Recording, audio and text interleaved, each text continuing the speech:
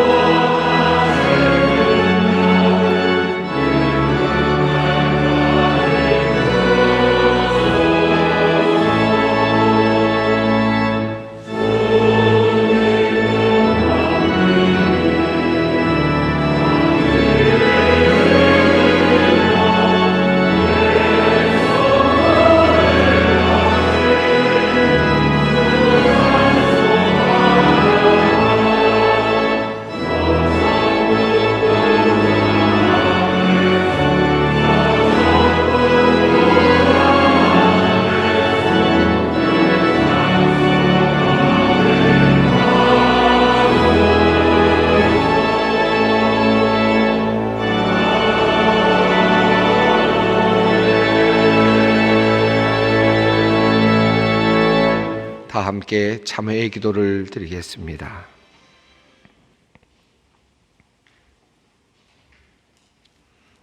자비로우신 하나님, 탕자와 같은 우리를 크신 펴신 팔로 맞아주시는 사랑의 주님, 세상 속에 살던 주님의 자녀들이 이 시간 지친 몸과 마음으로 주님 앞으로 나왔습니다.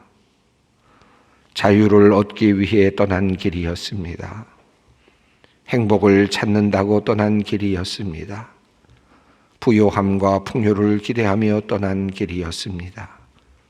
하지만 그곳에서 우리는 처량한 우리의 모습을 보았고 곤고와 슬픔과 외로움을 경험하며 죄와 죽음이 가진 마지막 힘을 보았습니다. 주님께로 방향을 돌이키기까지, 주님께로 돌아오기까지 우리에게는 진정한 위로와 행복이 없었습니다. 추하고 허물 많은 우리를 받아주시고 안아주시는 하나님, 우리의 뉘우침이 오늘 더욱 분명하기를 원하며 우리의 회개가 더욱 진실되기를 원하며 지난 한 주간 우리의 모습과 우리의 삶을 돌아봅니다. 먼저 주님의 말씀을 따라 살지 못한 우리를 용서하여 주시옵소서. 헛된 말과 행동으로 믿는 자답게 살지 못하였습니다.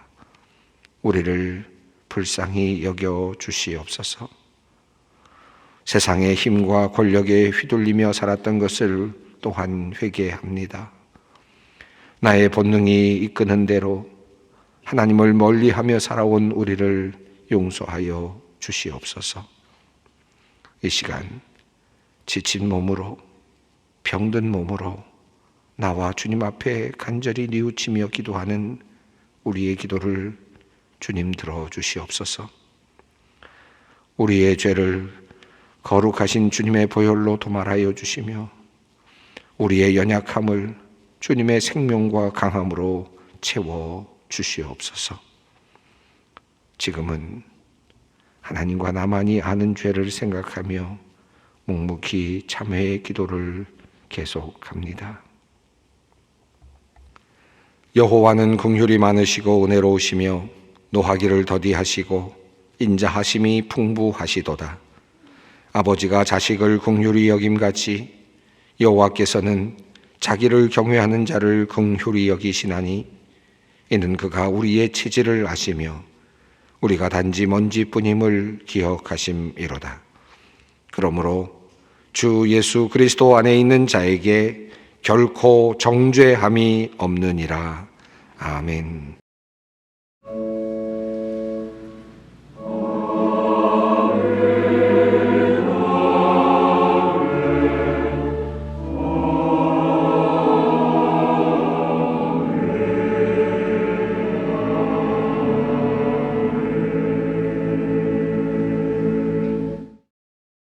오늘 우리에게 주시는 하나님의 말씀은 구약 성경 열왕기상 21장 16절로 19절 그리고 27절로 29절 말씀입니다. 열왕기상 21장 16절로 19절, 27절로 29절까지 말씀입니다. 주님의 말씀을 봉독합니다. 아합은 나봇이 죽었다 함을 듣고 곧 일어나 이스라엘 사람 나봇의 포도원을 차지하러 그리로 내려갔더라. 여호와의 말씀이 디셉 사람 엘리야에게 임하여 이르시되 너는 일어나 내려가서 사마리아에 있는 이스라엘의 아합 왕을 만나라. 그가 나봇의 포도원을 차지하러 그리로 내려갔나니 너는 그에게 말하여 이르기를 여호와의 말씀이 내가 죽이고 또 빼앗았느냐 하고 하셨다 하고 또 그에게 이르기를 여호와의 말씀이 개들이 나봇의 피를 핥는 곳에서 개들이 내 피 곧 내 몸의 피도 핥으리라 하였다 하라. 아합이 이 모든 말씀을 들을 때에 그의 옷을 찢고 굵은 배로 몸을 동이고 금식하고 굵은 배에 누우며 또 풀이 주고 다니더라. 여호와의 말씀이 디셉 사람 엘리야에게 임하여 이르시되 아합이 내 앞에서 겸비함을 내가 보느냐. 그가 내 앞에서 겸비함으로 내가 재앙을 저의 시대에는 내리지 아니하고 그 아들의 시대에야 그의 집에 재앙을 내리리라 하셨더라. 아멘. 아합 그리고 엘리야라는 이름은 아마도 신앙생활을 하신 분들이라면 어느 정도 들어보셨을 만한 그런 이름일 것입니다. 이 아합이라고 하는 왕의 이름은 열왕기상 16장에 처음 소개되고 있습니다. 유다의 아사왕 제38년에 오므리의 아들 아합이 이스라엘의 왕이 되니라. 오므리의 아들 아합이 사마리아에서 22년 동안 이스라엘을 다스리니라. 아합은 북이스라엘 왕으로서 사마리아 지역을 다스리던 왕이었습니다. 당시 남유다에는 아사 왕이 치리를 하고 있었습니다. 아합 왕의 치세 동안 이스라엘은 상당히 강력한 나라를 이루었던 것 같습니다. 하지만 아합 왕은 하나님 앞에서 악한 왕이었습니다. 아합이 어떤 왕이었는지 성경은 이렇게 전합니다. 오므리의 아들 아합은 그 이전에 있던 왕들보다 더 심하게 주님께서 보시기에 악한 일을 하였다.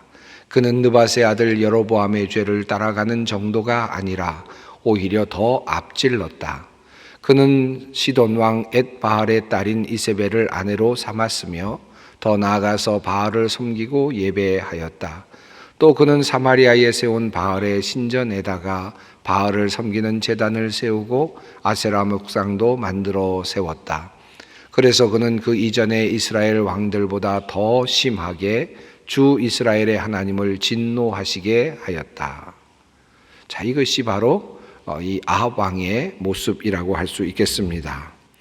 이러한 악한 왕 아합 왕의 등장과 더불어 등장하는 선지자의 이름이 있습니다. 그 이름은 바로 엘리야입니다. 이 엘리야의 이름은 아합 왕의 등장 바로 다음 장인 열왕기상 17장에 처음으로 등장합니다. 길르앗에 우거하는 자 중에 디셉 사람 엘리야가 아합에게 말하되 내가 섬기는 이스라엘의 하나님 여호와께서 살아계심을 두고 맹세하노니 내 말이 없으면 수년 동안 비도 이슬도 있지 아니하리라 하니라. 엘리야는 아합 왕 시대에 아합 왕의 악행에 대하여 하나님의 심판을 예언하는 예언자로 부르심을 받은 그러한 선지자였습니다. 그는 아합 왕의 악행으로 인하여서 이스라엘 땅에 이제 비가 그치고 그리고 이슬이 그치게 되었다고 그렇게 선언을 하였습니다. 야고보서에 따르면 3년 6개월 동안 이스라엘 땅에 비가 내리지 않았다고 전하고 있습니다. 자, 이렇게 17장 1절에서 등장합니다. 이 엘리야의 모습. 17장 1절과 2절에서 등장하여서 아합 왕에게 이스라엘 땅에 이제 비가 내리지 아니하고 이슬이 내리지 아니할 것이라고 그렇게 선포하는 모습이 나옵니다. 그런데 그의 등장과 더불어서 2절에서 급하게 하나님께서는 엘리야에게 그릿 시냇가로 가서 숨으라고 하는 명령을 내리십니다. 단 한마디를 했을 뿐입니다. 아합 왕에게 가서 이제 이스라엘 땅에 비가 내리지 아니할 것이고 또 이슬이 맺히지 않을 것이다 라는 하나님의 심판을 예언했을 뿐입니다.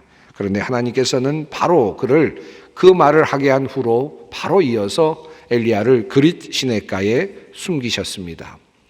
하나님께서 엘리야를 그렇게 숨기신 이유가 무엇이었을까요? 아마도 그만큼 아합 왕의 위세가 대단했던 것 같습니다. 저주의 말 한마디, 심판의 말 한마디를 한 엘리야입니다. 그런데 그 한마디로 목숨이 위험해졌다는 의미입니다. 그래서 엘리야는 그때부터 도망자의 신세가 되었습니다. 우선 요단 앞 그릿 시냇가에서 숨게 됩니다. 그곳에 시냇물을 마시면서 또 까마귀가 가져다 주는 떡과 고기를 먹으면서 그렇게 연명을 해야 했습니다. 다시 하나님께서 엘리야에게 임하였습니다. 이제는 시돈에 속한 사르밧으로 가라는 명령이었습니다. 시돈 지역이라면 이스라엘 지역이 아닌 이방 지역이었습니다. 하나님께서는 엘리야를 그곳까지 보내셨습니다. 얼마나 그의 목숨이 위태로웠는지를 알 수 있는 대목이라고 할 수 있겠습니다. 실제로 엘리야가 오바댜를 만나는 장면이 나타나는데 열왕기상 18장 10절을 보면 아합이 엘리야를 찾기 위해서 모든 나라와 왕국의 사람들을 보내어서 찾게 했다라고 하는 그런 내용이 나오고 있습니다. 그만큼 아합은 엘리야를 찾기 위해서 혈안이 되어 있었다라고 할 수 있겠습니다. 그래서 엘리야는 먼 이국 땅에 가게 되었고 그리고 그렇게 사르밧으로 가서 과부의 집에 숨어 사는 그런 신세가 되고 말았습니다. 그리고 3년이 지났습니다. 열왕기상 18장에서 하나님은 다시 엘리야에게 임하셨습니다. 가서 아합 왕에게 보이라 라고 하는 명령입니다. 지금까지 아합 왕을 피해서 3년 반 동안 숨어 있는 그런 상황이었습니다. 그런데 이제 스스로 아합 왕에게 나타내라는 것입니다. 드러내라는 명령이었습니다. 그런데 그 명령과 더불어서 하나님께서 엘리야에게 주신 말씀은 조금 그가 받기에는 심히 불편한 내용이었을지도 모르겠습니다. 그 내용은 이렇습니다. 가서 아합 왕을 만나거라. 내가 땅 위에 비를 내리겠다. 엘리야는 3년 반 전에 하나님의 명령을 따라서 하나님의 뜻을 이미 전한 바 있습니다. 그 내용은 이 땅에 비가 내리지 않을 것이다 라고 하는 심판의 말씀이었습니다. 그 일로 인해서 그 심판의 말을 한마디 했던 그 이유 때문에 그는 3년 반 동안이나 도망자의 신세가 되었습니다. 목숨의 위험을 느끼면서 이방 나라에까지 숨어 들어가서 그렇게 생존해야 했었던 상황이었습니다. 그런데 하나님께서 다시 명령을 내리셨는데 이제는 가서 아합 왕에게 가서 말하라는 것입니다. 그 땅에 이제 다시 비를 내리시겠다라는 말씀을 전하라는 것입니다. 무엇이 달라졌을까요? 그 사이에 3년 반 동안 아합 왕이 회개를 했을까요? 이세벨이 죽었을까요? 이스라엘 백성들이 하나님께 기도하며 간구했던 그 기도가 하나님께 응답이 되었을까요? 어떤 조건도 바뀐 것은 없습니다. 그런데 하나님께서는 이스라엘을 향하여서 스스로 심판을 푸시겠다라고 말씀을 하시는 것입니다. 이것을 전하라는 것입니다. 여전히 바알을 섬기는 제사장들이 넘쳐나고 있고, 그리고 아세라를 섬기는 제사장들이 넘쳐나고 있을 뿐입니다. 더욱 열심히 우상을 섬기고 있는 나라일 뿐입니다.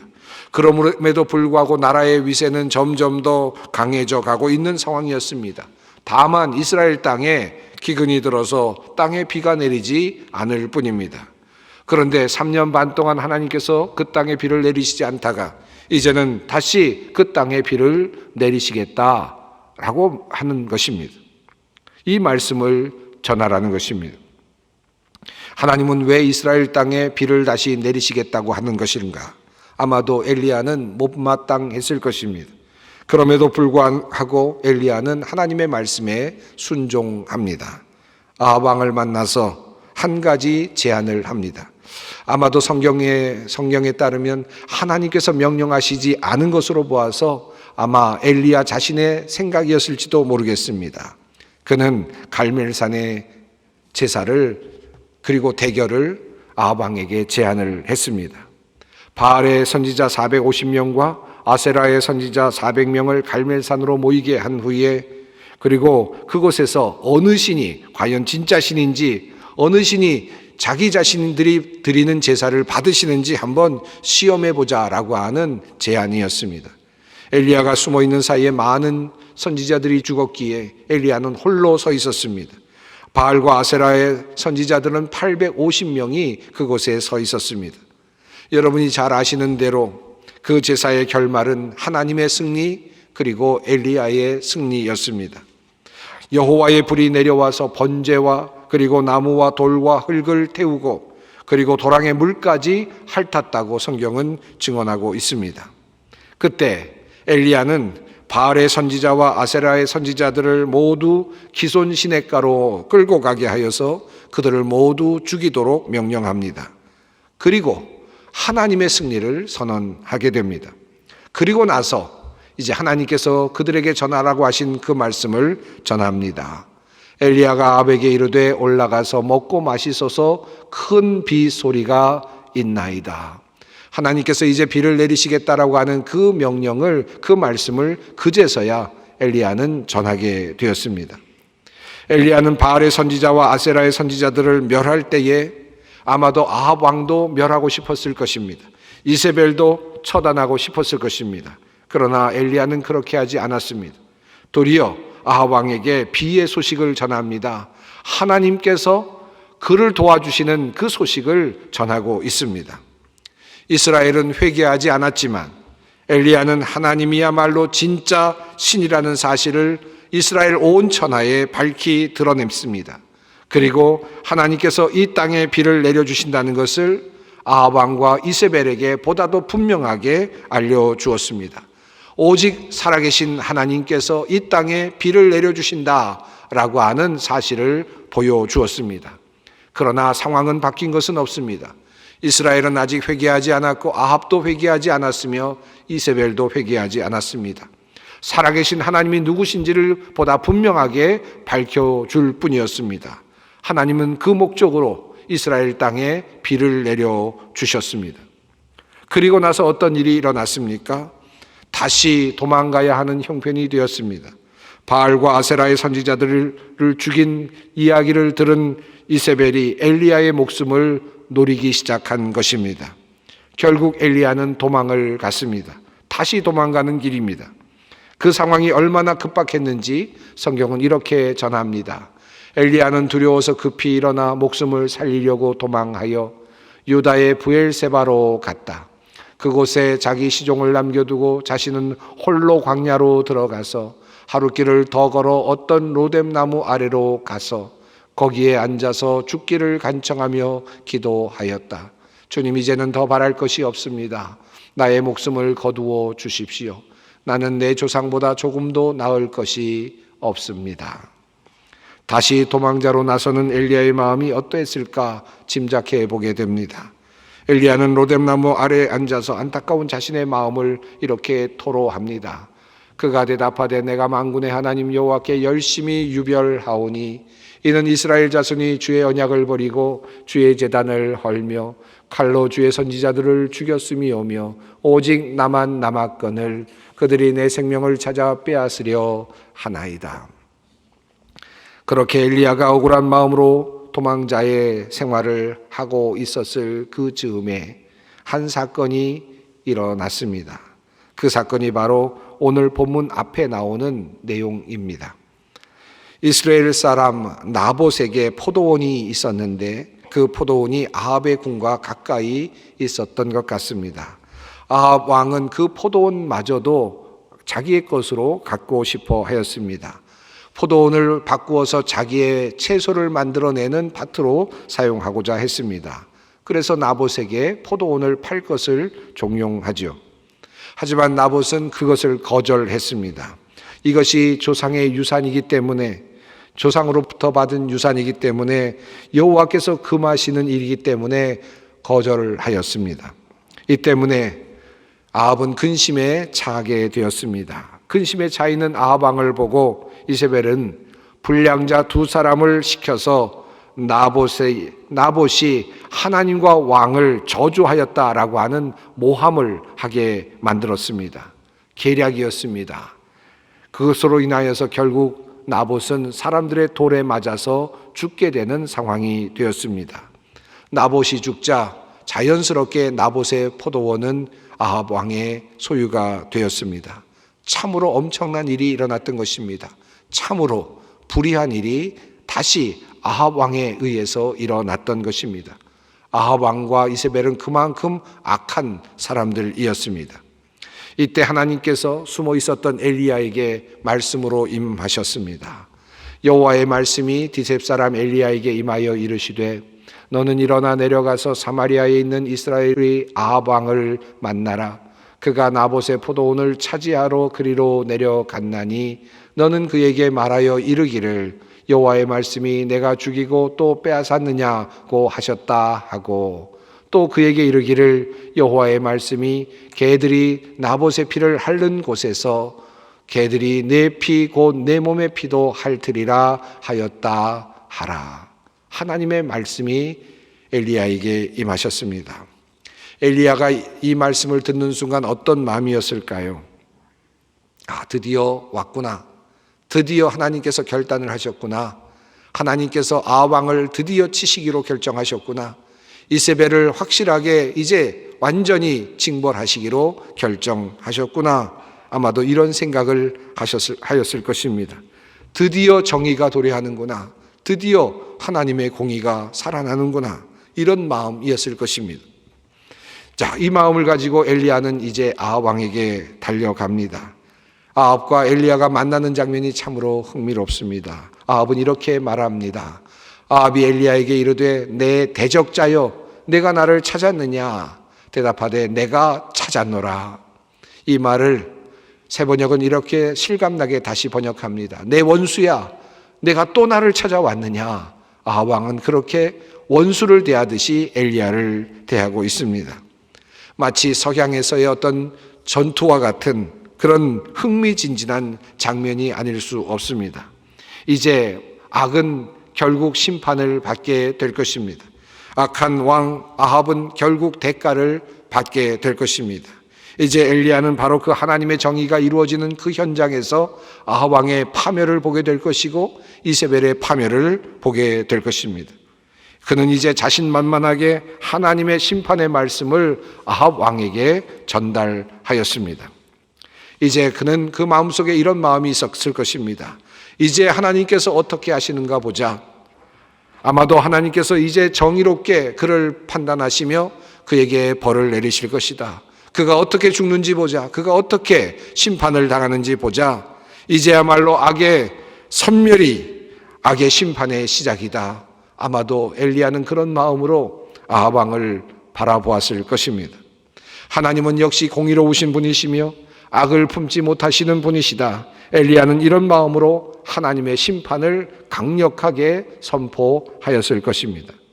하지만 이후의 상황은 엘리야의 기대와는 다르게 전개가 되었습니다. 아합은 이 말을 듣고는 자기 옷을 찢고 맨몸에 굵은 베옷을 걸치고 금식하였으며 누울 때도 굵은 베옷을 입은 채로 눕고 또 일어나서 거닐 때에도 슬픈 표정으로 힘없이 걸었다. 성경은 이렇게 우리에게 그의 모습을 증언해 주고 있습니다. 그가 정말 애통하며 회개하였다라는 표현은 나타나지 않습니다. 어쩌면 가식적이었는지도 모르겠습니다. 슬픈 척 하였는지도 모르겠습니다. 아합 왕은 하나님께서 여호와께서 그렇게 말씀하시는 그 내용을 듣고는 자기 옷을 찢고 그리고 맨몸에 굵은 베옷을 걸치고 금식하며 누울 때에도 그 굵은 베옷으로 입고 누우면서 슬픈 표정을 지었다고 말합니다. 슬픔으로 표정을 짓고 근심하면서 회개의 신용을 하고 있었던 것입니다.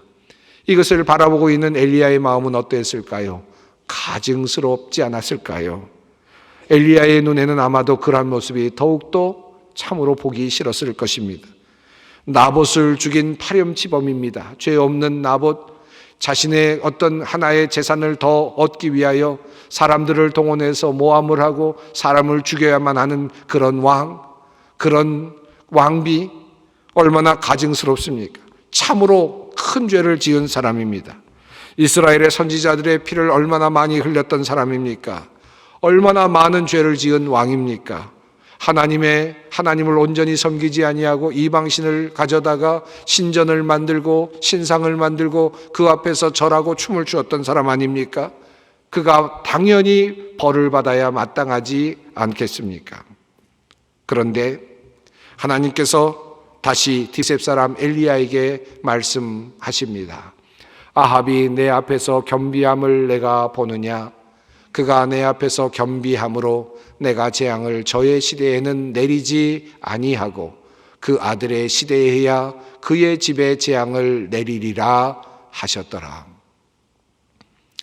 내가 만약에 하나님이라면 아마도 아합 왕이 그렇게 신용하고 있는 모습을 보면서 정말 내가 과연 제대로 회개하고 있느냐 다시 되물으실 법한 하나님이실 것 같은데, 하나님께서는 아합 왕이 슬픈 표정으로 거닐고 있는 모습을 보시고는 그의 마음이 누그러지셨습니다. 하나님께서는 아합 왕에 대한 심판을 연기하시겠다고 선언을 하십니다. 사실 이 장면은 엘리야와 아합이 만나는 마지막 조우의 장면입니다. 이렇게 엘리야와 아합의 조우가 허탈하게 끝날 수 있는 것입니까? 엘리야와 아합의 만남은 참으로 파란만장한 만남이었습니다. 엘리야는 수없이 아합에게 쫓겼고 또 쫓기며 살았습니다. 때로는 멀리 도망을 가야만 했습니다. 그런데 오늘 본문 말씀을 보면 어쩐지 뒷맛이 개운하지 않아 보입니다. 아합 왕의 마지막 모습, 아합 왕의 말로 아합 왕을 향한 하나님의 진노가 임하는 모습을 엘리야가 확인할 수 있었다라면 얼마나 좋았겠습니까? 하나님의 정의가 이루어지는 그 장면을 확인할 수 있었다면 얼마나 좋았겠습니까? 도리어 그러나 아합은 회개하는 척하였고 아합을 향한 하나님의 진노가 그것 때문에 누그러지는 모습을 성경은 우리들에게 보여주고 있습니다. 어떻게 이럴 수가 있는 것입니까? 멋진 마무리를 기대하는 독자들에게 사뭇 생각지도 않았던 결론을 던져주는 어떤 소설과도 같아 보입니다. 악한 사람이 하나님의 진노를 피하지 못하고 결국은 그 죄의 대가를 치르는 것이 얼마나 당연한 일입니까? 심판을 당하게 되었다는 소식이 도리어 멋진 결말 아니겠습니까? 그런데 왜 하나님께서는 자신의 결정을 다시 바꾸시는 것입니까? 본문 말씀 속에서 하나님은 끊임없이 그 뜻을 바꾸시는 분으로 나타납니다. 나봇의 죽음으로 하나님께서는 극노하셨습니다. 진노하셨습니다. 아합 왕에게 심판하시겠다고 다시 엘리야를 불러 말씀하셨습니다. 그러나 아합 왕이 다시 베옷을 입고 금식하며 슬픈 표정을 짓고 걷고 있는 모습을 보면서 너는 아합이 내 앞에서 겸손해진 것을 보았느냐? 도리어 엘리야에게 그렇게 말씀하시면서 그가 겸손해졌기 때문에 나는 그가 살아있는 동안에는 그에게 재앙을 내리지 않겠다라고 하나님의 뜻을 바꾸어 주십니다. 끊임없이 바꾸시는 하나님의 마음, 도대체 하나님은 어떤 동기에서 이런 변심을 하고 계시는 것입니까? 엘리야가 상대한 아합과 하나님께서 상대하신 아합은 다른 존재라는 생각이 듭니다. 엘리야가 생각한 아합은 악의 축이지요. 저 사람만 없으면 많은 무고한 사람이 죽지 않았을 것입니다. 저 사람만 없으면 세상이 달라졌을 것입니다. 죽어 마땅한 사람이고 하나님의 보시기에 나쁜 일만 골라서 하는 사람입니다. 당연히 정의롭지 않은 자입니다. 반드시 저런 사람은 쓰러져야 합니다. 저런 사람은 없어져야 합니다. 그것이 정의이고 그것이 살만한 세상입니다. 그런데 하나님이 생각하시는 아합은 다릅니다. 악행을 저지르고 하나님께서 보시기에 나쁜 일만 하는 사람이지만 그럼에도 불구하고 하나님은 여전히 아합 왕을 불쌍히 여기고 계시고 그를 어떻게 하면 구원할 수 있을까 생각하고 계십니다. 그가 다시 돌아오기만을 기다리고 계시는 듯 보입니다. 요나의 이야기에서 나오는 니느웨의 구원도 같은 맥락 안에 있다고 할 수 있겠습니다. 하나님의 뜻은 많은 사람들이 구원을 얻게 되는 것입니다. 이것이 원대한 하나님의 뜻이라고 할 수 있습니다. 바로 우리들에게 또 이 세상에게 적용하시는 하나님의 원리라고 할 수 있습니다. 우리는 악의 패배와 그리고 선의 승리를 기대하지만 그러나 하나님은 악인이 돌아오기만을 바라십니다. 우리는 확정된 미래 하나님의 백성의 구원이 하루속히 이루어지기를 원하며 그날을 기다리지만 하나님은 아직도 문을 열어놓으시고 그 구원자의 구원을 받는 사람의 수가 하나라도 더 늘어나기를 지금도 바라고 계십니다. 이러한 하나님의 뜻은 여전히 지금도 변함이 없습니다. 이사야서 55장 8절 이후에 하나님이 이렇게 말씀하십니다. 나의 생각은 너희 생각과 다르며 너희 길은 나의 길과 다르다라고 말씀을 하십니다. 그리고 앞선 7절에서 하나님은 이렇게 말씀하셨습니다. 악한 자는 그 길을 버리고 불의한 자는 그 생각을 버리고 주님께로 돌아오라. 하나님께서 널리 용서하시리라. 인간의 생각은 악한 자의 징벌이지만 하나님의 생각은 악한 자의 구원입니다. 56장 이사야서 56장에서 하나님이 이렇게 말씀하십니다. 이스라엘의 쫓겨난 자를 모으시는 주 여호와가 말하노니 내가 이미 모은 백성 외에 또 모아 그에게 속하게 하리라 하셨느니라. 그 안에는 참으로 악했던 아합 왕도 그리고 예수님의 우편에서 십자가에 달렸던 강도도 그리고 참으로 하나님의 나라에는 도저히 들어갈 것 같지 않은 어떤 사람들의 이름도 포함되어 있습니다. 우리는 그런 마음으로 세상을 바라볼 수 있어야 합니다. 기독교가 지금까지 너무나도 폐쇄적이고 또 세상을 향하여 공격적이었지 않았는가 하는 반성을 해보게 됩니다. 마치 엘리야처럼 아합과 이세벨과 대항하며 하나님의 살아계심을 만천하에 보이는 일이야말로 하나님의 승리를 보이는 일이야말로 우리의 일이라고 생각하면서 우리 그리스도인들이 살아온 것은 아닌가 반성을 해보게 됩니다. 그러나 하나님의 뜻은 그러한 아합조차도 악한 아합조차도 하나님의 긍휼하심의 범주 안에 들어 있었습니다. 긍휼히 여기는 마음, 이 마음이 필요합니다. 세상에서, 가정에서, 교회에서, 우리의 삶 속에서 그 마음이 필요합니다. 하나님은 우리 모두가 이러한 하나님의 마음을 알고 이 마음을 품기를 원하십니다. 기도하겠습니다. 사랑과 자비가 풍성하신 하나님, 우리의 부족함에도 불구하고 우리를 찾으시며 우리를 구원하시기를 원하시는 주님께 감사를 드립니다. 불의한 아합까지도 품으시기를 원하시는 하나님의 넓으신 마음을 다시 생각합니다. 우리가 하나님의 그 마음을 알게 하시고 느끼게 하시며 그 마음을 품고 살게 하여 주시옵소서. 정죄하고 포기하는 것이 아니라 끝까지 사랑으로 돌보시는 그 하나님의 손길을 우리도 닮아가게 하여 주시옵소서. 우리의 가정에서, 우리의 직장에서, 우리의 교회에서, 그리고 우리 이 나라 안에서 그러하게 하옵소서. 예수님의 이름으로 기도드리옵나이다.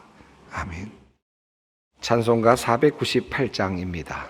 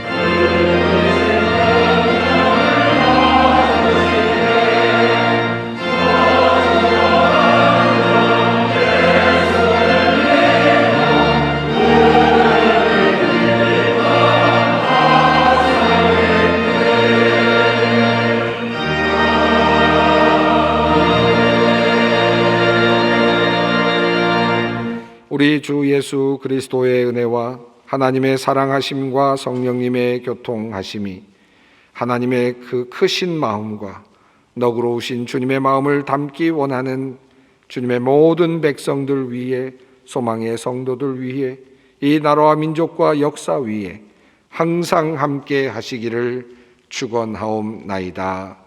아멘.